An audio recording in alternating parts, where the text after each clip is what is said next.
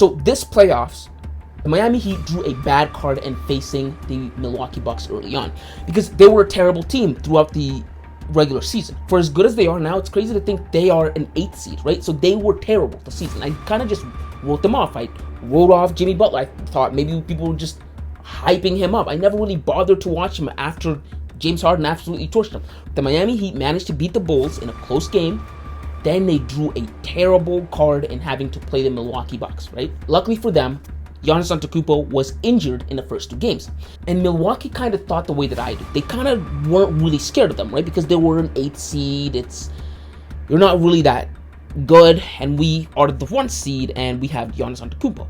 And they decided to rest Giannis Antetokounmpo throughout his injury. He didn't play throughout that injury. And Miami stole games from Milwaukee. And it was like, whoa, wait, Miami's up ahead, right? And when Giannis did decide to come back, it was too late. Miami already had the advantage. They had home court advantage already. They were up and they were rolling, right? They were starting to feel themselves. So, against all odds, they knock out the 1st seed in the NBA, the Milwaukee Bucks. And I'm just like, at this point, I'm still like, nah, you know what I mean? Like, would they have really done that if Giannis was fully healthy? You know, like, we'll see. And then they moved on to the second round. And in the second round, they didn't really have a big problem, right?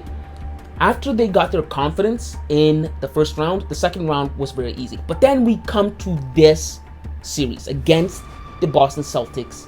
And as I was forced to watch Jimmy Butler for the first time since 2018, I've come to my senses. Jimmy Butler's good. Like, I'm late to the party, but Jimmy Butler is good. I was wrong about him. Jimmy Butler is almost Jordan-esque in his approach to the game. He's almost Kobe-esque when I watch him, right?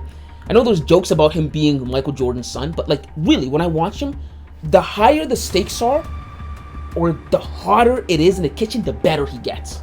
That's Jordan-esque.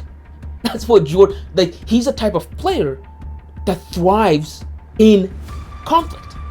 Like, I was watching the other day, right? Grant Williams got up in his face in Boston, in the second game, right? Started taunting him and coming up to him and intimidate him. What does Jimmy do? Jimmy proceeds to absolutely destroy Grant and roll the Boston Celtics. And the Celtics had no answer for him.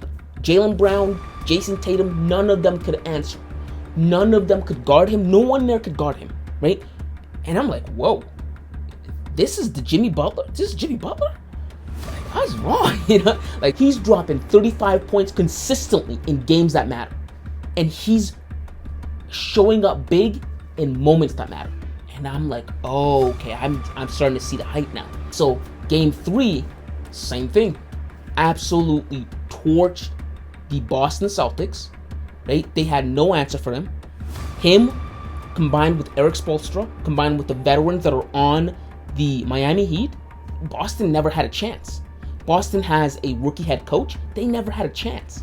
Jimmy is playing absolutely incredible, right? And I just want to issue this apology.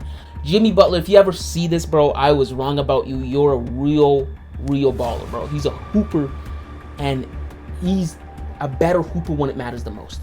And that's a winning player. I can't wait to see more of him in NBA Finals. But yeah, those are my thoughts on Jimmy Butler. I just wanted to make this video to apologize to the brother because he's the best player in the Eastern Conference.